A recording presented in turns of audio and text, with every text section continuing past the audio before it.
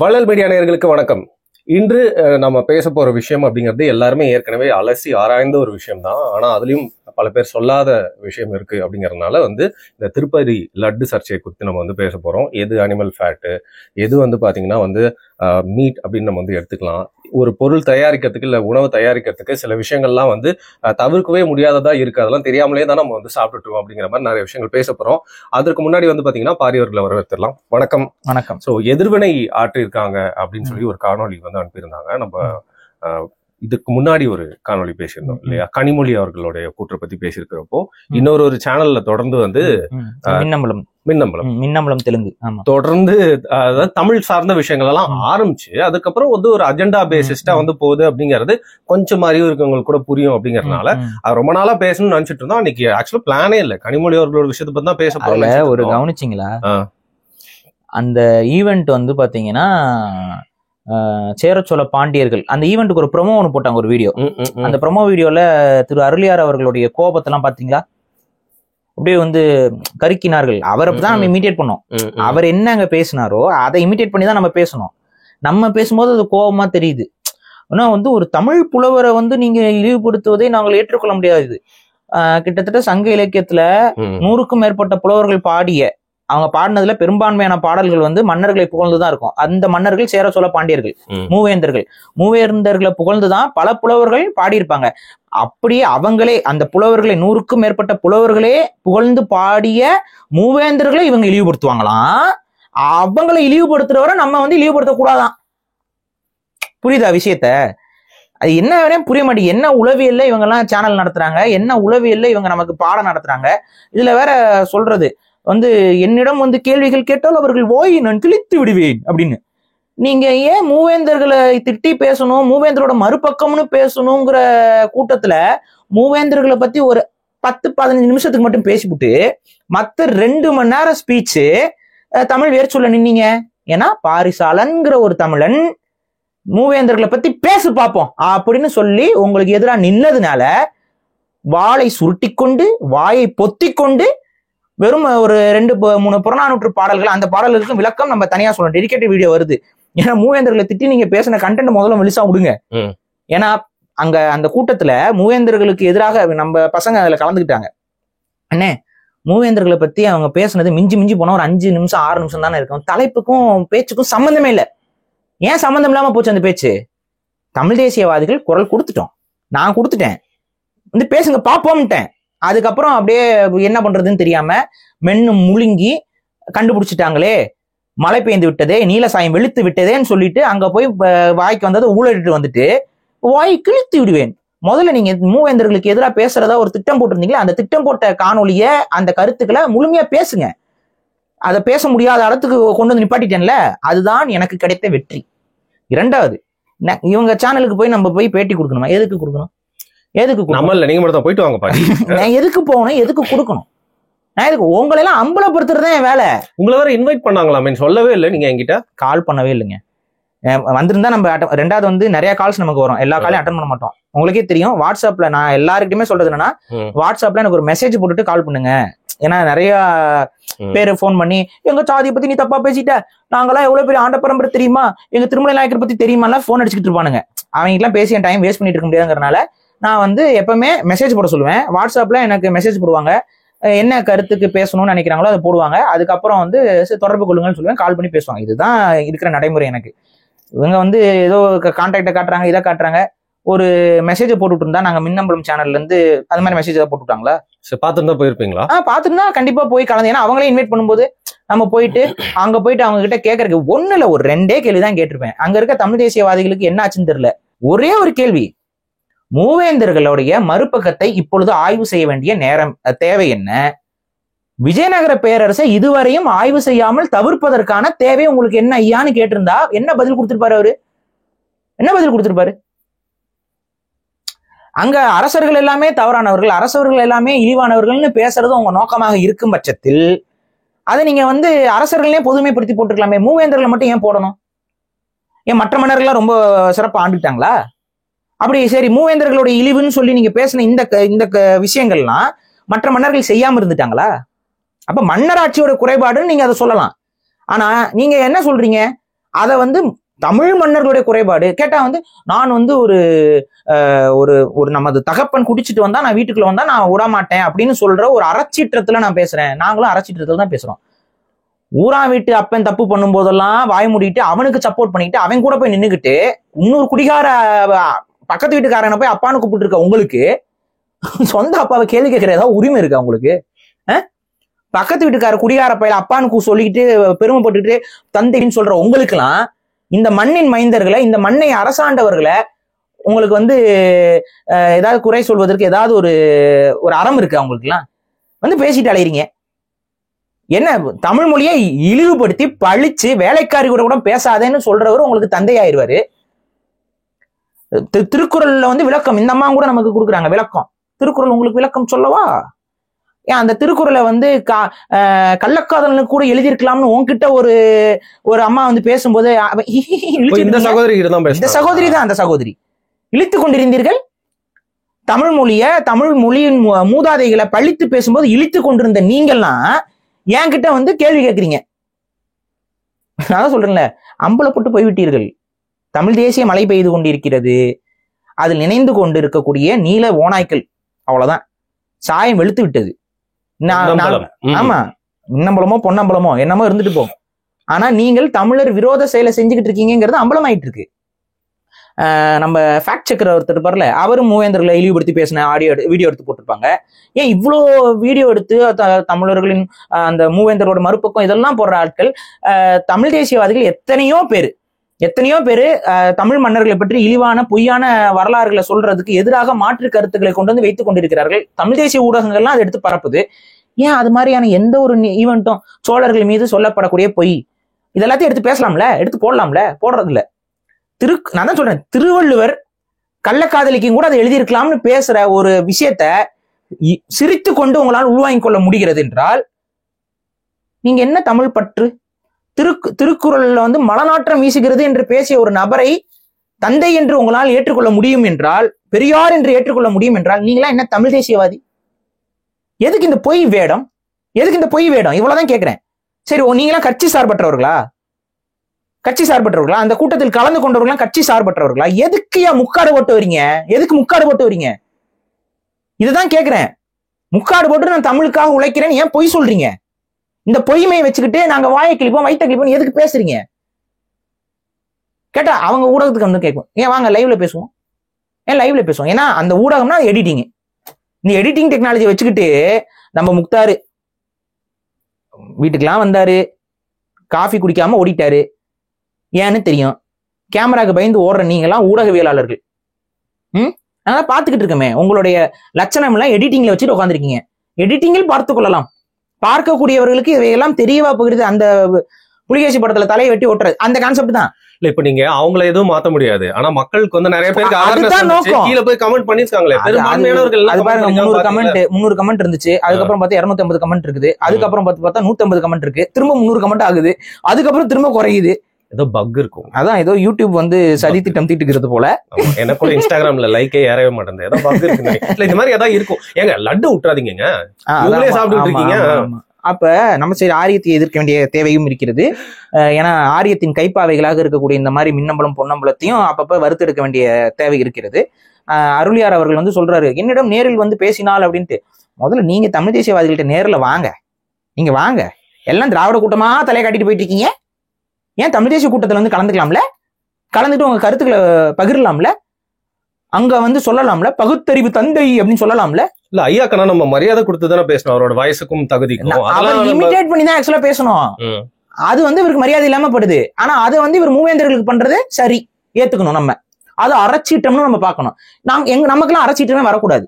உங்க அம்மாவையோ உங்க அப்பாவையோ உங்க தாத்தாவையோ பாட்டனையோ கேவலகாலமா திட்டினாலும் நாய் என்று சொல்லி இழந்தாலும் நீங்கள் தொடத்து கொண்டு போகணும். ஏன்னா மானம் கெட்டவர்கள் நாம் எல்லாம். இவர்களுக்கெல்லாம் மானம் இருக்கிறது, நமக்கெல்லாம் மானம் இல்லை.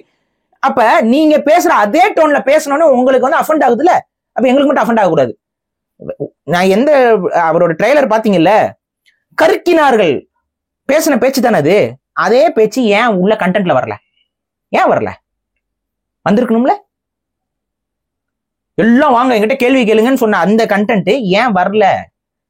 ஏன் சொல்லாய்விலேயே நின்னுக்கிட்டீங்க? மூவேந்தர்களை பத்தி ஒரு மிஞ்சி போனா 5 நிமிஷம் தான் பேசியிருக்காரு அவர் அந்த கூட்டத்துல. அதுதான் நமக்கு கிடைத்த வெற்றி. உங்களால பேச முடியாம பண்ணோம்ல, அதுதான் எங்களுக்கு கிடைத்த வெற்றி. தேவைன்னா திரும்ப போய் நடத்து பேசுங்க பார்ப்போம். பேச முடியாது உங்களால. ஏன்னா இன்னைக்கு தமிழர்கள் விழிப்படைந்து விட்டார்கள். இனிமேல் உங்களோட இந்த பொய் இந்த முகமுடியை மாட்டிக்கிட்டு வந்து இங்க வந்து ஏமாத்திட்டு இருக்கலாங்கிறதுலாம் நாங்க பார்த்துட்டு சும்மா இருக்க மாட்டோம். நிறைய பேர் வந்துட்டு அவர் வயசானவர் நான்லாம் அதெல்லாம் பார்க்க மாட்டேன். முதிர்ந்த மரமாக இருந்தாலும் அது ஒரு விசச்செடினா வெட்டி வீழ்த்த வேண்டிய கடமை என்னுடையது. அந்த கடமையை நான் செய்வேன். அதுக்காக என்னோட பேர் அடி வாங்குவோம், என்னுடைய புகழ் அடி அப்படிலாம் நான் யோசிக்கவே மாட்டேன். ஏன்னா அடிமட்டம் வரைக்கும் இறங்கி அலசுவது என்பது என்னுடைய தேவையா இருக்கு இன்னைக்கு. நம்ம ஏன்னா வந்து சிலர்ல வந்து பார்த்துட்டு மேம்போக்கா அதை கடந்து போயிடுவோம். அதை பத்தி பல பேர் இப்படி கடந்து போறதுனால தான் இந்த திராவிடத்துடைய சூழ்ச்சி புரியல. இப்பவும் பாருங்க, நான் அந்த முழு காணொலியில இந்த மின்னம்பலம் ஊடகத்தை தான் எதிர்க்கிறேன். ஏன் அருளியாரம் கூட நான் பெரிய அளவுல நோண்டல அதுல. ஏன் அப்படின்னா இவரை வைத்து அதான் தன் கையை வைத்து தன் கண்ணை குத்த வேண்டிய பம்பர் மாதிரி யூஸ் பண்றாங்க. நான் சொன்னேன், அதே தானே இப்ப பண்றாங்க. திரும்ப ஒரு தமிழ் புலவரை வந்து பழித்து பேசுவதை எங்களால் ஏற்றுக்கொள்ள முடியாதுன்னு பேச தெரிஞ்ச நீங்க தமிழ் அரசர்களை பழித்து பேசுவதை என்னால் ஏற்றுக்கொள்ள முடியாதுன்னு ஏன் சொல்லல? அப்ப புரியுதா? அந்த தமிழ் சரி, சங்க இலக்கியத்துல அதிக பாடல்கள் மன்னர்களை இகழ்ந்து இருக்கிறதா புகழ்ந்து இருக்கிறதா? சொல்லுங்க. புகழ்ந்துதான் இருக்கு. பல சங்க இலக்கிய பாடல்கள் மன்னர்களுடைய சிறப்பையும் அவர்களுடைய கொடை திறமையும் அவர்களுடைய செங்கோல் ஆட்சியையும் புகழ்ந்துதான் எழுதப்பட்டிருக்கு. அப்ப அந்த புலவர்கள்லாம் பொய்யர்களா? இவர் இந்த அருளியார் மட்டும்தான் உண்மையின் விதியா? இவர் தான் அப்படியே உண்மையுடைய உருவமா? இவரு மற்ற புலவர்கள் எல்லாம் பொய்யர்களா? திருக்குறளை ஆதாரமா எடுத்துக்கிட்டு நாங்க வந்து விமர்சிக்கிறோம், அது பண்றோம், இது பண்றோம். அதான் இந்த பார்ப்பனர், இந்த அந்தனர், இது எல்லாத்தையுமே நீங்க என்ன பண்ணிட்டீங்க, ஆரியர்கள்னு சொல்லி பொய் சொல்லிட்டு இருக்கீங்க. திரும்ப பொய் சொல்றீங்க. அப்ப திருவள்ளுவரும் அந்த அடிப்படையில பார்த்தோம்னா ஆரிய அடிவரடின்னு ஆகி போயிடும். அந்தனர் என்போர் அறவோர்னு யார் சொன்னது? திருவள்ளுவர் தானே சொல்லியிருக்காரு. அந்த திருக்குறள் எல்லாம் படிச்சிருக்கீங்களா இல்ல தூக்கி ஓரம் வச்சிட்டீங்களா? அப்ப அந்தனருங்கிறது எதை குறிக்கும்? திருமாவளவன்ல இருந்து எல்லா பறையர் சமூகத்தவர்களும் நாங்கள் தான் உண்மையான பார்ப்பனர்கள் பேசிக்கிட்டு இருக்காங்கல்ல. எங்களுடைய பேரில் தான் பின்னாடி வந்த ஆரியர்கள் குடிகொண்டு கொண்டார்கள் சொல்லிட்டு இருக்காங்கல்ல. அப்ப அந்த பார்ப்பனர்கள் எந்த காலத்துல தான் வாழ்ந்தாங்க? ஏன் இந்த அரசர்கள் அந்த பார்ப்பனர்கள் செஞ்சிருக்க கூடாதா? பார்ப்பனர்கள் என்பவர்கள் முதல்ல வந்து ஆரியர்கள் யாரும் உங்களுக்கு சொன்னது? எந்த ஆய்வின் அடிப்படையில சொல்றீங்க? ஏன் பார்ப்பனர்னு சொல்ற நீங்க பிராமணர்னு வாய் திறக்க மாட்டேங்கிறீங்க? இதெல்லாம் இருக்கு. முழு வீடியோ உங்களோட வரட்டும். இந்த பிட்டா போட்டு முடிங்க. முதல்ல முடிச்சதுக்கு அப்புறம் பார்ட் பை பார்ட்டா லைன் பை லைனா அதை முழுமையா நாங்கள் விமர்சிக்கத்தான் போகிறோம். உங்களுடைய மின்னபலத்தை அம்பலம் ஏத்துவது எங்களுக்கு இருக்கு. நாங்க அதை செய்ய போறோம். அவ்வளவுதான் விஷயம். ஓகே, இது மட்டும் இல்ல, இந்த மாதிரி யாரெல்லாம் வந்து வேற ஒரு போர்வைக்குள்ள ஒரு மீடியா வச்சு இந்த சேனல் மட்டும் கிடையாது, யாரெல்லாம் தமிழுக்கு எதிராக, தமிழ் தேசியத்திற்கு எதிராக, தமிழ் இனத்திற்கு எதிராக பொய் முகமுடிகளை மாட்டிக்கொண்டு வந்து பேசுகிறார்களோ அவர்களை அம்பலப்படுத்துதல் என்பது எங்களது கடமை. அந்த கடமையை நாங்க செய்வோம். தேவையில்லாம 2-3 பேர் அங்க வேற உட்கார்ந்துருக்கீங்க. உங்களதான் அவங்க வந்து சொன்ன மாதிரி பம்பரா வந்து போட்டுலாம் காட்டுறாங்க. பாருங்க, தமிழ் தேசியவாதிகளே உட்கார்ந்துருக்கீங்கன்னு. ஒருத்தர் நமக்கு தெரிந்த தமிழ் தேசியவாதி, அவரு ஜெனினா போயிருக்காரு. அவர் என்ன கேள்வி கேட்டாருங்கிறத அவங்க போடல. இன்னொரு தமிழ் தேசியவாதி நம்ம பையன் பக்கத்துல உட்காந்துட்டு இப்படின்னு பாத்துட்டு இருப்பான். அப்ப நம்ம பசங்க வந்துட்டு ஏன் அப்படி திருன்னு முடிச்சிட்டு இருக்க அப்படின்னு சொல்லி அந்த சேனல்ல உட்காந்துருக்கவங்க எல்லாம் வந்து அவர்கிட்ட கான்டாக்ட் பண்றாங்க, பேசுறாங்க, செய்கை காட்டுறாங்க. அதே மாதிரி செய்கைக்கு தகுந்த மாதிரி இவரும் எந்திரிச்சு பேசுறாரு. நம்மளும் அந்த தமிழ் தேசியவாதி எங்கேயுமே பார்த்தது இல்ல. உடனே எந்த அளவுக்கு இவங்க ஸ்டேஜ் டிராமான்னு பாத்தீங்களா? குஜய் டிவில அதே கான்செப்ட்ல பண்ணிக்கிட்டு அவரும் தமிழ் தேசியவாதியா, அவருக்கு கோவம் வரலையா? அந்த அளவுக்கு மானங்கிட்ட தமிழ் தேசியவாதியை நான் பார்த்ததே கிடையாது.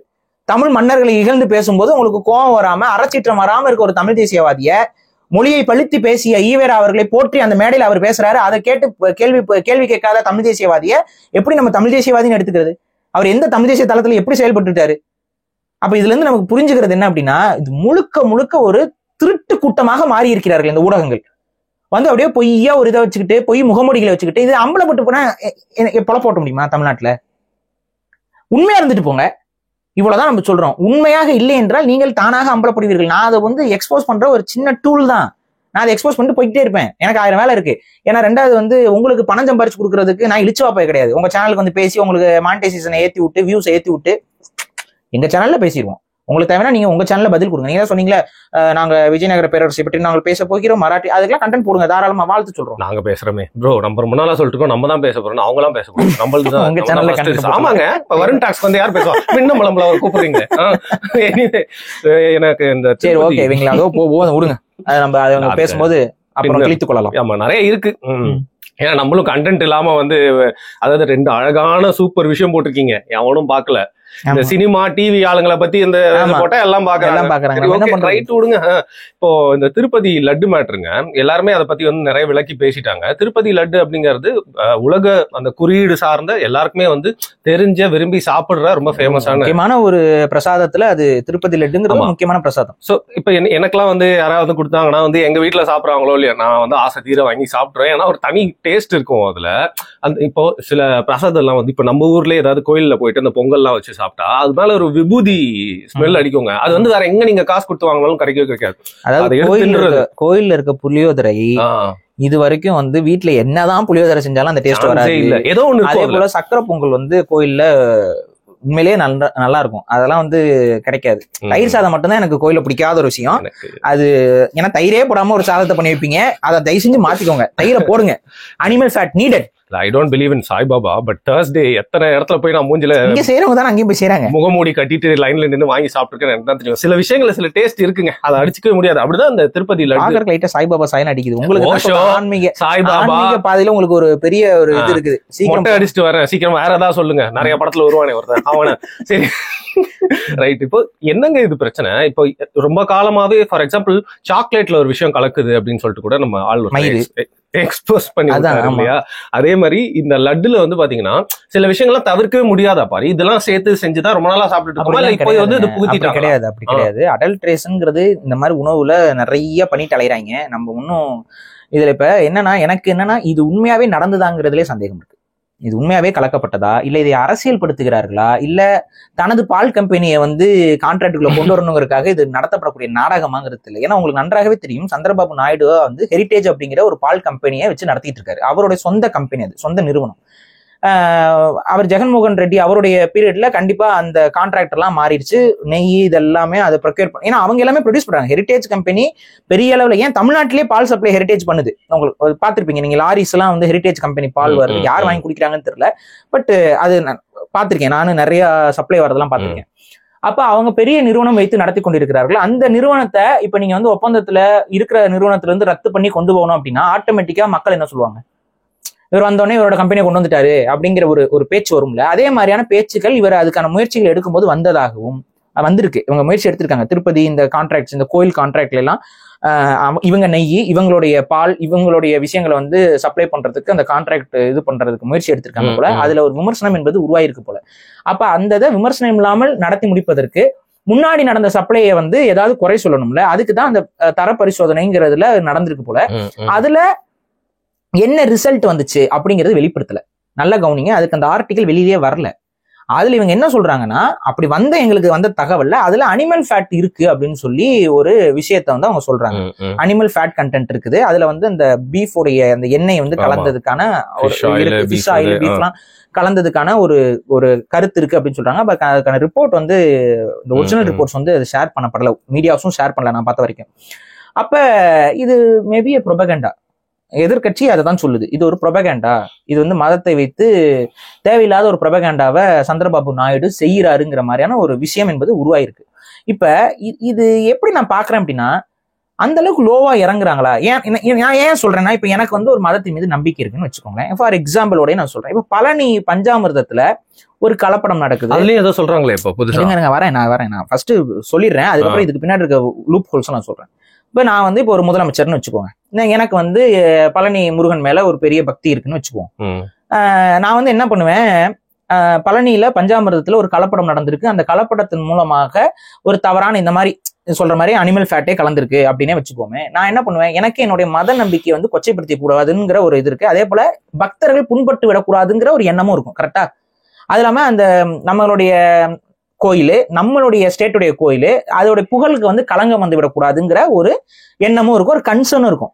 அந்த கன்சர்னோட நான் எப்படி முடிவு எடுத்திருப்பேன் அப்படின்னா, சரி ஓகே இந்த மாதிரி நடந்துருச்சுல, அவங்கள ஆக்ஷன் எடுப்போம், அவங்கள இது பண்ணி விட்டு விலக்கி விட்டுரு, அவங்க மேல வேற சிவியரா ஆக்ஷன் எடுப்போம். ரெண்டாவது, இது வெளியில எல்லாம் வரக்கூடாது, வெளியில வர மீடியாஸ்ல எல்லாம் அது வந்து ஃபயர் ஆயிட்டு இருக்க கூடாது. அவங்க மேல அடல்ட்ரேஷன் இது போட்டுட்டு இப்படி போட, சும்மா அடல்ட்ரேஷனே போட்டுருக்குங்க, இதுல கலந்தது இதனால் கலந்ததெல்லாம் நீங்க போகணும்னு அவசியம் இல்லை. இதுல வந்து கலப்படம் இருந்துச்சு, சுத்தம் இல்லாம இருந்துச்சு, அதனால பாதிப்பு ஏற்பட்டிருக்குன்னு சொல்லிட்டு கவர்மெண்ட் ஒரு கேஸ் இது பண்ணிட்டு அவங்கள நீக்கி விட்டுட்டு ஒரு நல்ல கம்பெனிக்கு அந்த கான்ட்ராக்ட் கொடுத்துக்கலாம். முடிஞ்சுதா? இதனால என்ன நடந்திருக்கும் அப்படின்னா அந்த பழனி கோயிலுடைய புனிதமும் காக்கப்பட்டிருக்கும். அட் த சேம் டைம் நமக்கு தப்பானவங்க வந்து இது. ஆனா இதை நான் இப்படி யோசிக்காம எனக்கு இந்த மதத்தை வைத்து நான் அரசியல் பண்ணணும்னு நினைச்சா நான் என்ன பண்ணுவேன்? இதை எக்ஸ்போஸ் பண்றேங்கிற பேர்ல திருப்பதி தேவஸ்தானத்துக்கு தானே ஒரு பெரிய அசிங்கத்தை உருவாக்கி இருக்கீங்க. ஏன்னா ஒரு நெய் கலப்பட நெய்ன்னு கூட கண்டுபிடிக்க தெரியாதவன் என்ன சமயக்காரன்? இந்த கேள்வி வருமா வராதா? காலங்காலமா நான் லட்டு பிடிக்கிறேன், லட்டை உருட்டுறேன்னு சொல்ற ஆட்கள் எல்லாமே பிராமணர்கள் தானே, வைஷ்ணவ பிராமணர்கள் தானே. உங்களுக்கு ஒரு நெய்யோட தரம் கூட தெரியலன்னா நீங்க என்ன நெய்யை சாப்பிட்டு வளர்ந்த கூட்டம்? உங்களுக்கே தெரியும் இன்னைக்கு எத்தனையோ வைஷ்ணவ பிராமணர்கள் அவங்களுடைய இதுல மேனுஃபேக்சரிங்க தமிழ்நாடு, ஆந்திரா, கர்நாடகா எல்லா ஸ்டேட்ஸ்லயுமே வந்துட்டு ஸ்வீட் மேனுஃபேக்சரிங், இந்த மாதிரி உணவு ஸ்நாக்ஸ் இதெல்லாமே அவங்க ப்ரிப்பேர் பண்ணிட்டு தான் இருக்காங்க. அவங்க என்ன சொல்லுவாங்க, எங்ககிட்ட இந்த சுவை இருக்கும், நாங்க வந்து அந்த சுத்தத்தை நாங்க பார்ப்போம் அப்படின்னு. ரொம்ப பிராங்கா கேட்கிறேன், நெய்யில சுத்தமான நெய்க்கும் கலப்பட நெய்க்கும் உங்களால வித்தியாசம் கண்டுபிடிக்க முடியாதா? ஃபர்ஸ்ட் நெய்யை விலை கம்மியா ஒருத்தனால கொடுக்க முடிஞ்சதுனாவே டவுட் வந்துடும். ஏன்னா பாலோட ரேட்டுக்கும் இவங்க கொடுக்குற நெய்யோட ரேட்டுக்கும் ரொம்பலாம் வேரியேஷன் கிடைக்க முடியாது. அப்ப ரொம்ப சீப்பான ரேட்டுக்கு ஒரு நெய் கொடுக்குறான்னா அந்த நெய்யில ஏதோ ஒரு அடல்ட்ரேஷன் இருக்குங்கிறத ரொம்ப சுலபமா அந்த லட்டு பிடிக்கிறவனுக்கும் அந்த லட்டை அந்த பூந்தி செய்யறவனுக்கும் தெரியாம இருந்துருமா? அப்ப இது யார் மேல பழியாகுது? ஆக்சுவலா ஒட்டுமொத்த அந்த திருப்பதி தேவஸ்தான கூட்டத்துக்கு மேலேயே பழியாகுது. அப்ப தெரிஞ்சுதான் அது மாட்டுக்கொழுப்பு இருக்குன்னு தெரிஞ்சுதான் நீங்க லட்டு பிடிச்சி கொடுத்துருக்கீங்க. இப்படிதான் வரும். அது தெரியலன்னு சொன்னீங்கன்னா அப்ப நீ எதுக்கு சமையல்காரன்? நீ எதுக்கு உள்ள வந்து சமைச்சுட்டு இருக்க? இதை கூட கண்டுபிடிக்க முடியாத திறமையற்ற சமையல்காரர்கள் எதிர்க்கங்க திருப்பதி கோயிலுக்குள்ள. இதான கேள்வி. அப்ப இதை நீங்க இப்படிதான் பார்க்கணும். அப்ப என்ன நோக்கம்னா இது இட்ஸ் பொலிட்டிக்கல் அஜெண்டா. அங்கெல்லாம் வந்து மாட்டுக்கொழுப்புலாம் கலந்த மாதிரி எனக்கு தெரியல. இதை பயன்படுத்தி ஒரு அடல்ட்ரேஷன் இருக்குங்கிறத பயன்படுத்தி அவங்க, அதாவது அந்த அடல்ட்ரேஷன் வேற மாதிரியும் கூட இருக்கலாம். ஓகேவா? இன்னும் நான் சொல்றேன், இது தமிழ்நாடு இண்டஸ்ட்ரி, தமிழ்நாடு ஃபேக்டரி அப்படின்னு சொல்லிட்டு அந்த ராஜ் பால் அப்படின்னு சொல்லிட்டு சொல்றாங்க. ஆக்சுவலா அது வந்து தமிழ்நாட்டு ஃபேக்டரியாவே இருந்தாலும் தமிழர்களுடைய ஃபேக்டரி கிடையாது.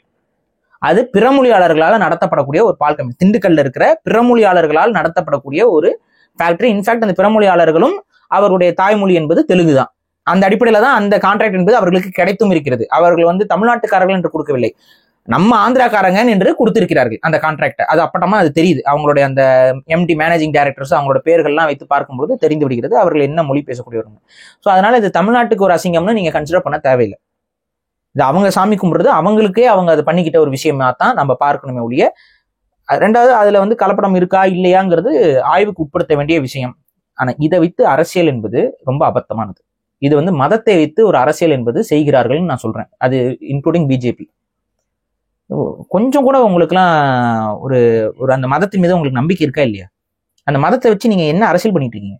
இப்ப நீங்க சொல்றீங்க இந்த மாதிரி மாட்டுக்கொழுப்பு கலந்துருக்குன்ட்டு. மாட்டை மிக புனிதமாக கருதக்கூடிய பலர் தான் அந்த கோயிலுக்கு போயிட்டு வந்துட்டு இருக்காங்க. மாட்டுக்கறி திங்கக்கூடியவர்கள் ரொம்ப கம்மியா தான் அந்த கோயிலுக்கு போவாங்க வருவாங்க. கரெக்டா? அப்ப மாட்டை புனிதமாக கருதக்கூடியவர்களுக்கு நீங்க இது வரைக்கும் திருப்பதி லட்டுங்கிற பேர்ல மாட்டுக்கறியை தான் சாப்பிட்டு இருந்தீங்கிற மாதிரி ஒரு தோற்றத்தை உருவாக்குவதன் மூலமாக உங்களுடைய மத நம்பிக்கையை நீங்களே அழித்துக்கிறதானே. இது உண்மையாகவே இருந்தாலும் நீங்க என்ன பண்ணிருக்கணும்? பிஜேபியோட கூட்டணியில் இருக்கக்கூடிய ஒரு அரசாங்கம் தானே அது. இது உண்மையாகவே இருந்தாலும் இது நம்மளோட மதத்தை வந்து இழிவுபடுத்தி விட்டுரும், நம்ம மதத்தோட நம்பிக்கையும் நம்ம மக்களையும் வந்து சென்டிமெண்டலா ஹர்ட் பண்ணுங்கிற ஒரு அடிப்படை அறிவு இருக்காதா? அப்படித்தானங்க இருக்கும். இப்ப இதை வந்து பேசுவதன் மூலமாக நம்ம மக்களுக்கு ஹர்ட். யார் இப்ப ஹர்ட் ஆனா? யார் அதுக்கு நம்புறாங்களோ அவங்க தான். யார் அந்த திருப்பதிக்கு இதுல சக்தி இருக்கு, இந்த பிரசாதத்துல இனிமே அவன் நம்புவானா? இனிமே அந்த பிரசாதத்துல மீன் இருக்கா, கவுச்ச பொருள் இருக்குதான்னு மோந்து பார்த்துக்கிட்டு இருப்பான். கரெக்டா? ஒரு சந்தேக பார்வை வந்துச்சா? அந்த ஆன்மீகத்துல நீங்க சந்தேகத்தை கலந்துட்டீங்களா? இன்ஃபேக்ட் அது கலந்திருந்தாலும் அந்த ஆன்மீக அந்த லட்டுல வந்து விஷமே கலந்திருந்தாலும் அதை வந்து அப்படி கன்சிடர் பண்ண மாட்டாங்க. அந்த நம்பிக்கை கொண்டவர்கள் பிரசாதத்துல ஒரு ஏதோ ஒரு பிரச்சனை இருந்தாலும் அவங்க அதை பிரசாதமா தான் பார்ப்பாங்க. ஏன்னா அது இறைவனுக்கானது அப்படிங்கிற அந்த ஒரு பார்வையில தான் அவங்க கிட்ட இருந்திருக்கும். ஆனா அதனால வந்து அவங்க அதை பெருசா கன்சிடர் பண்ணி, ஆனா நீங்க அது ஃபுல்லா நேஷனல் நியூஸ் ஆக்கி ஒரு அற்ப அரசியலுக்காக உங்களோட அந்த கிறிஸ்டியன் வெர்சஸ் ஹிந்துயிசம்னு வரணுங்கிற ஒரு அரசியலுக்காக உங்களுடைய மத நம்பிக்கையை நீங்கள் கொச்சைப்படி. இனிமேல் நான் சொல்றேன், இந்தியாவில இருக்க எவனுமே கோயிலுடைய பிரசாதங்களை முழுமையா நம்ப மாட்டாங்க. இப்ப நீங்க என்ன சொல்லிட்டீங்க, பழனி பஞ்சாமிர்தத்திலையும் இதே எண்ணெய் தான் நெய்யை தான் பயன்படுத்தினா, அப்ப பழனி பஞ்சாமிர்தத்திலையும் பீஃப் இருக்குங்கிறத நீங்க தான் சொல்றீங்க. அதுல இருக்க தேவஸ்தான போர்டுல இருக்கவர் தான் இங்கேயும் இருக்காரு அப்படின்னு எல்லாம் சொல்லி அரசியல் பண்றது மூலமா என்ன பண்றேன்? அப்ப என்ன இனிமே பழனி பஞ்சாமிரத்தை வாங்கி எவனா சாப்பிடுவானா? எவனா வாங்கி சாப்பிடுவானா? சரி, வேணும்ட்டே பண்ணாங்களா அது? உடனே அந்த நான் தான் சொல்றேனேங்க, லட்டை பத்தியும் சொல்லிட்டோம், பஞ்சாமிரத்தையும் கொஞ்சம் தரம் இறக்கணும். ரெண்டுமே முருகன் கோயில், அது வேற விஷயம். பெரியமே அதான் உண்மை. ரெண்டுமே முருகன் கோயில். அதுல அந்த 2 முருகன் கோயிலுடைய பிரசாதத்தையும் இழிவுபடுத்தியாச்சு. இது என்ன மாதிரியான உங்களுக்கு நம்பிக்கை? உங்களுக்கு உண்மையாவே நம்பிக்கை இருக்கா? எந்த திருப்பதி, நான் கேக்குறேன், எந்த திருப்பதி தேவஸ்தான, அதாவது சாமிக்கு, நான் திருப்பதிக்கு போய் சாமி கும்பிடுறேன், நான் பழனிக்கு போய் சாமி கும்பிடுறேன். திருப்பதிக்கு போய் சாமி கும்பிடுறவங்க கும்பிட்டு வந்து நமக்கு அந்த வீட்டுல எல்லாம் லட்டு கொடுப்பாங்க, நம்ம வாங்கி சாப்பிட்டுருக்கோம், எல்லாருமே சாப்பிட்டுருக்கோம், யாரும் சாப்பிடலாம் சொல்ல முடியாது. இன்னைக்கு எல்லாம் வந்து பீஃப் சாப்பிட்டீங்களா, பீஃப் லட்டு சாப்பிட்டீங்களா, ரொம்ப வக்கரமா இருக்கு. வக்கரம் இருங்க, அதுக்கு வரேன், அந்த வக்கரத்துக்கு வரேன், அது எவ்வளவு தப்பானதுங்கிறதுக்கு நான் வரேன். ஆனா அப்படி கேட்கும்போது உங்களுக்கு ஹர்ட் ஆகுதுல்ல, இந்த ஹர்ட்னஸ் யாரும் உங்களுக்கு செஞ்சது? உங்களை கேவலப்படுத்தி எல்லாம் கேட்கறான்ல, அந்த ஹர்ட்டை யாரு உங்களுக்கு உருவாக்கி கொடுத்தது? அதை யோசிங்க. இதே நம்பிக்கை நினைச்சிருந்தா, பிஜேபி அரசாங்கம் நினைச்சிருந்தா இப்படி எப்படி ஒரு அடல்ட்ரேஷன் இவங்களால செய்ய முடியும்னு சொல்லி அந்த நிறுவனத்தை என்ன வேணாலும் செஞ்சிருக்க முடியும். ஆனா இந்த செய்தியை முழுமையா வெளியில வராம தடுத்துக்க முடியும். ஏன்னா அந்த ஸ்டேட்டோடைய ஒட்டுமொத்த பவரும் சந்திரபாபு நாயுடு கிட்ட இருக்கு, இந்தியாவுடைய ஒட்டுமொத்த ஊடகமும் பவரும் உங்ககிட்ட இருக்கு. அப்படி இருக்கும்பொழுது இந்த விஷயத்தை ஏன் கசிய விட்டீங்க? அவர்தான் இவங்க சொல்ற பேச்சை கேட்க பிரச்சனை பண்ண ஆரம்பிச்சிட்டாரு அவரு. அப்போ ஆட்டோமேட்டிக்கா நமக்கு என்ன தெரியுது, உங்களுக்கு அரசியல்னு வந்துச்சுன்னா மதமாவது இதுவாகுது. மத நம்பிக்கையை கொண்டவர்கள் மனசு புண்பட்டா எனக்கு என்னன்னு ஒரு கூட்டம் அலையுது மதத்தை வச்சு அரசியல் பண்றது. இதை முதல்ல உணருங்க. நீங்க ஹர்ட் ஆயிட்டீங்க, அவ்வளவுதான். இந்த விஷயம், இந்த ஃபேக்ட் உங்களுக்கு தெரியாம இருந்தா உங்களுக்கு அந்த நம்பிக்கையும் அந்த ஒரு சந்தேக பார்வை இல்லாமல் இருந்திருப்பீங்க. இனிமேல் அந்த சந்தேக பார்வையோட லட்டு போய் வாங்குங்க, போங்க. அந்த இடத்துக்கு கொண்டு வந்து விட்டாங்க உங்களை. காதும் வச்ச மாதிரி செஞ்சு முடிக்கிறதுன்னு சில விஷயங்கள் இருக்குல்ல, அந்த ஒரு திறமை பிஜேபிக்கு கிடையாதா? அந்த ஒரு திறமை சந்திரபாபு நாயுடுக்கு கிடையாதா? அப்படி திறமை அற்றவர்கள் தான் உங்களுடைய இந்து மதத்தை பாதுகாப்பாங்க அப்படின்னா எனக்கே ஹர்ட் ஆகுதுங்க அவங்க பண்ற அரசியலை பார்த்து. ஏன்னா எல்லாரும் வந்துட்டு எவ்வளவு கேவலமா திராவிட கும்பல் மற்ற மத வெறியர்கள்லாம் என்ன பேசிட்டு இருக்காங்க. ஆக்சுவலா என்ன சொல்லணும், இப்ப நான் கேட்கிறேன், ஒரு ஃபார் எக்ஸாம்பிள் கேட்கிறேன், கிறிஸ்டியன்ஸும் சரி முஸ்லிம்ஸும் சரி போர்க்க வந்து பைபிள்லயும் இருக்குது, குரான்லயும் இருக்கு, போருக்கு வந்து அவங்க ஒரு அது சாப்பிடக்கூடாதுங்கிற ஒரு பிலீஃப் தள்ளி வைக்கப்பட்ட ஒரு உணவாக ஒரு பிலீஃப் சிஸ்டம் அவங்க கிட்ட இருக்கு. அதுல ஒரு சில கிறிஸ்டியன்ஸ் அதை பெருசா கன்சிடர் பண்றது, பட் முஸ்லிம்ஸ் வந்து அது ரொம்ப பயங்கரமா ஃபாலோ பண்றாங்க. நான் கேட்கிறேன், உங்களுடைய நோன்பு கஞ்சில வந்து பீஃப் ஆயில் பயன்படுத்தினாங்கன்னு, போர்க் ஆயில் பயன்படுத்தினாங்கன்னு உங்களுக்கு ஒரு விஷயத்த சொன்னா உங்களுக்கு அது ஹர்ட் ஆகுமா ஆகாதா? இப்படி எக்ஸாம்பிளுக்கு சொல்லும் போதே கொஞ்சம் கஷ்டமா இருக்கு. ஹர்ட் ஆகுதுல்ல. உங்களுக்கு நோன்பு கஞ்சி கொடுக்கும்போது அதுல வந்து போர்க்க கலந்துட்டாங்க அப்படின்னு சொல்லி சொன்னா, கலப்படம் பண்ணிட்டாங்கன்னு சொன்னா உங்களுக்கு எவ்வளவு ஹர்ட் ஆகும். இன்ஃபேக்ட் அந்த ஹர்ட்லாம் ஆனதுனால தானே நம்ம எல்லாம் சேர்ந்துக்கிட்டு தானே வெள்ளையனுக்கு எதிராக சண்டை போட்டோம். அந்த கொழுப்பு, அந்த துப்பாக்கியுடைய இதில் ஆயில் இதுல வந்துட்டு கொழுப்புல மாட்டு கொழுப்பும் பன்னி கொழுப்பும் இருக்குங்கிறனாலதான் சிப்பாய் மீட்டினி, சிப்பாய் புரட்சி என்பது நடந்தது. அதுல இஸ்லாமிய சிப்பாய்களும் இருந்தார்கள், இந்துக்களும் சிப்பாய்களும். அவங்க 2 பேரோட மத உணர்வும் புண்பட்டனாலதான் வெள்ளக்காரனுக்கு எதிராக துப்பாக்கி வந்து சண்டை போட்டு பெரிய அளவு புரட்சி. அதுதான் ஒரு பெரிய அளவு புரட்சியாக இந்தியாவில வரலாறுல அதுக்கு முன்னாடி இங்க சில நடந்திருக்கு. பட் அதுதான் வந்து இந்தியன் ஹிஸ்டரியில வந்து ஒரு ஹைலைட்டடான ஈவெண்டா பார்க்கப்படுகிறது. அதே அரசியல். ஆனா இன்னைக்கு வெள்ளைக்காரன் கிடையாது. ஆனா உங்களுடைய மதம் சார்ந்த ஆட்கள் செய்யறாங்க. அன்னைக்கு வந்து ஹர்ட் ஆகும்போது எல்லாம் 2 பேரும் ஒன்னா நின்று சண்டை போட்டா நீங்க இன்னைக்கு வந்து நீங்க என்ன சொல்லணும், இப்ப எங்க இதுல போர் கலந்தா எவ்வளவு கோவம் வரும், அதே போல அவங்க இதுல பீஃப் கலந்தா அதே கோவம் வரும். அப்ப இது ரொம்ப தவறுங்கிற ஆங்கிள் தானே நீங்க பேசணும். அதை விட்டுப்புட்டு இங்க விக்டிமானவங்க யாருமே சங்கிகள் கிடையாது, சாமானியர்கள் இந்த மதத்தின் மீது, இந்த கடவுள் மீது நம்பிக்கை கொண்ட ஒரு சாமானிய குடும்பங்கள் தான் ஹர்ட் ஆகுது. சங்கித்தனம் பண்றவன் தான் ஹர்ட் ஆகலையே, அவன் தான் அரசியல் பண்றானே. இங்க இந்த சங்கிகள் தானே இங்க அரசியல் செஞ்சுட்டு இருக்காங்க. அவங்களுக்கு அதை பத்தி அவங்க எந்த கவலையும் கிடையாது. அவர்களுக்கு அதை பற்றியான எந்த ஒரு இது என்னங்க இப்படி நடந்துருச்சு அப்படிங்கிறதெல்லாம் கிடையாது. இதை வைத்து அரசியல், இதை வச்சு என்ன பண்ணோம், இவர் வந்து ஜெகன்மோகன் ரெட்டி வந்து ஒரு கிரிப்டோ கிறிஸ்டினா, அதனால இவங்க வேணும்னே பண்ணாங்க செஞ்சாங்க. அப்ப சந்திரபாபு நாயுடு யாரு? இப்ப நான் கேட்கிறேன், சந்திரபாபு நாயுடு அவரு தான் குள்ளா போட்டு உட்கார்றாரு. அவர் என்ன சொல்லுவீங்க? அரசியல்வாதிகள் அவங்கவுங்க உங்க மதத்தெல்லாம் மறைச்சுக்கிட்டு ஆளாளுக்கு அப்படிதான் அலைஞ்சிட்டு இருக்காங்க. யாருமே வந்து வெளிப்படைத்தன்மையோட சொல்லிட்டு இப்படித்தான் சொல்றதுல யாரும் ஒரு சில மதங்களை எதிர்க்கிறதுல சிறுபான்மைனா அவங்க யோசிப்பாங்க. நம்மளாம் அப்படி கிடையாது. தப்புனா எல்லா பக்கமும் தப்பு சொல்றோம். அதனாலதான் எல்லாரும் கடிச்சு கொதறீங்க எங்களெல்லாம். எல்லா பக்கமும் எல்லாரோட தப்பையும் நான் சொல்றேன். இங்க இந்து மதத்தில் இருக்கக்கூடிய தவறுகளை சொல்றோம், கிறிஸ்தவ மதத்தில் இருக்கக்கூடிய தவறுகள் நம்மளே பேசியிருக்கிறோம், இஸ்லாம் மதத்துல இருக்க தவறுகளை நம்மளே பேசியிருக்கோம், அதுல இருக்க நல்லதையும் நம்ம பேசியிருக்கோம், இதுல இருக்க நல்லதையும் பேசியிருக்கோம், எல்லாத்தையும் நம்ம பேசுறோம். அதனால என்ன பண்றது, எல்லாம் கடிச்சு வைக்கிறது. நம்ம நம்பர் கேக்குறாங்க என்கிட்ட, என்ன எதுக்கு திட்டுறதுக்கு தான். அதுதான் இந்த மாதிரிதான் நம்மள வந்து அவங்க வந்து என்னோட மதத்தோட நம்பிக்கையை வந்து இழிவுபடுத்தி விட்டார் அப்படிங்கிறது. ஆனா உண்மையிலே யார் இழிவுபடுத்துறா? இவங்க தான். இந்த மதத்தை வைத்து அரசியல் செய்யக்கூடியவர்கள் தான் இந்த தரப்புலையும் அந்த தரப்புலையும் மாறி மாறி இழிவுபடுத்திக்கிறது. நமக்கு நடந்தா எப்படி வலிக்குமோ அதே தான் அவனுக்கும், நமக்கு இப்படி போர்க்க கலந்தா எப்படி நம்ம வலிக்குமோ அதே தான் அவனுக்கும். அவன் அந்த ஒரு துயரத்துல இருக்கும்போது எந்த கட்சியோட ஐடி விங் அதை வந்து கிளப்பி விட்டதுன்னு போய் பாரு. திமுக தான் அதை கிளப்பி விடுது. இந்த பியூஷ் மனுஷ் 3 வருஷம் மனுஷங்க, நல்ல வேளை அவர் உடல் நலம் தேறிட்டாருங்கிறதுனால எனக்கு சந்தோஷம். கோமால இருந்தா தெரியுமா, அவருக்கு மண்டையில் அடிபட்டுருச்சு. திமுக ஆட்சி வந்தோடனே அவங்க ஒரு பண மூட்டை கொடுத்தாங்க. அந்த பண மூட்டையோட வெயிட் தாங்காம அவர் மண்டையில் அடிபட்டு அப்படியே மயங்கிட்டாரு. இப்பதான் மயக்கம் தெளிஞ்சிருக்கு. ஒன்னு லட்டுன்ட்டு வீட்டுல இருக்க லட்டு எடுத்து சாப்பிட்டு, அது பேரிச்சம்பளம் லட்டு, அது சாப்பிட்டு வராரு. சாப்பிட்டு வந்துட்டு பீஃப் லட்டு சாப்பிட்டீங்களா சாப்பிட்டீங்களா அப்படின்னு, நீங்க சாப்பிட்டீங்களா, நல்லா திமுக சோறு சாப்பிட்டீங்களா, வெக்கமா இல்ல, கேவலமா இல்ல? ஒரு மக்களுடைய மத உணர்வை புண்படுத்தி நீ ஒரு அரசியல் செய்யறீங்கன்னா இது ஒரு கேவலங்கட்ட அரசியல். அதை இந்துக்கள் செஞ்சாலும் தப்புதான். இஸ்லாமிய மக்கள் மீது ஹிந்துக்கள் செய்யும் போது நம்ம எதிர்த்து பேசியிருக்கோம், பல முறை பேசியிருக்கோம். அதே போல இன்னைக்கு நீங்க பண்றதும் அதே கேவலம், அதே சங்கித்தனம். சங்கித்தனத்தை வச்சு இன்னொரு சங்கித்தனத்தை நீங்க அணைக்க முடியாது. வளரும். நெருப்பை வைத்து நெருப்பு அணைக்க முடியுமா? முடியாது. நெருப்பு பரவும். இப்ப என்ன பண்ண, திரும்ப சங்கிகளுக்கு தான் ஆதரவு. நான் தான் சொல்றேன், மறைமுகம் ஆக மொத்தம் நீங்க தான் சங்கித்தனத்தை வளர்த்து கொண்டிருக்கிறீர்கள். 2 தரப்புலையும் திமுக தான் வளர்க்குது. ஏன்னா அதுலதான் அவங்க வாக்குகளை, இந்த சங்கிகள் உருவாக்கி இந்த சங்கிகள்ட்ட இருந்து வாக்குகளை பெறலாம்ங்கிற அந்த சங்கி அரசியலை செய்வதே திமுக தான். அதுக்கான ஒரு எடுத்துக்காட்டு தான் இந்த ஈவெண்ட்ஸ். மற்றபடி என்னுடைய கணிப்பு என்ன அப்படின்னா, என்னுடைய கருத்து என்ன அப்படின்னா, உண்மையிலேயே அங்க மாட்டு கொழுப்பு கலந்துருக்காது. அனிமல் புரோட்டீன் சொல்லியிருப்பாங்க, இல்ல அனிமல் ஃபேட்னு சொல்லியிருப்பாங்க. அந்த அனிமல் ஆயில் அப்படிங்கிறது என்னன்னா, நெய்யும் பாலுமே அனிமல் ஆயில் தான். அது ரிசர்ச் இல்ல, அது ரிசர்ச் பண்ணீங்கன்னா அப்படிதான் வரும். ரிசர்ச் பண்ணா அப்படிதான் வரும். வேணா மிஸ்டர் ஜி கிட்ட கூப்பிட்டு கேளுங்க, அவர் சொல்லுவார். அதான் சிம்பு கிட்ட கேட்டாலே சொல்லுவார். ஆமா, ஒரு மாடு அப்படின்னு அவர் கரெக்டா ஒரு விளக்கம் கொடுப்பாரு, நீங்க போய் கேளுங்க. சோ இவ்வளவுதாங்க விஷயம். அது நீங்க ரிசர்ச் பண்ணீங்கன்னா அது அனிமல் புரோட்டீன் தான் சொல்லுவோம், அனிமல் ஃபேட் தான் சொல்லுவோம். இது இப்படிதான் வரும். பால், தயிர் எல்லாமே அனிமல் புரோட்டீன் தானே.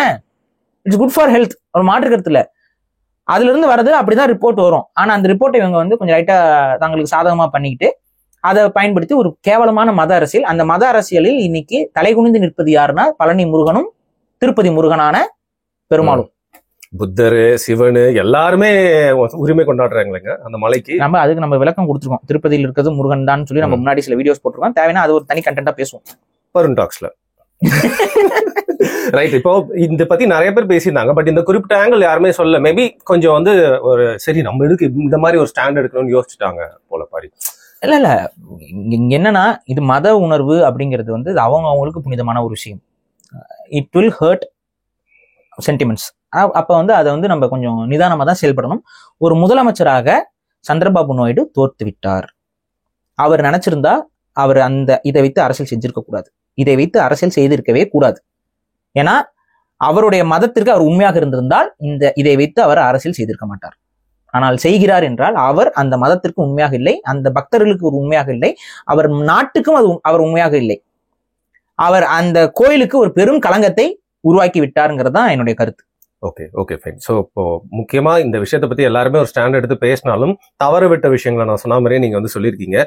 ஸோ மக்கள்கிட்ட என்ன வேண்டுகோள்னா, யாராவது திருப்பதிக்கு பழனிக்கு போனீங்கன்னா வள்ளல் மீடியாவோட அட்ரஸ்க்கு வந்து அந்த ஒரு லட்டையும் பஞ்சாமிரத டப்பாவையும் அனுப்பிச்சா வந்து வழக்கம் போல ரசிச்சு சாப்பிடுவோம். நன்றி பாரி. கண்டிப்பா நன்றி.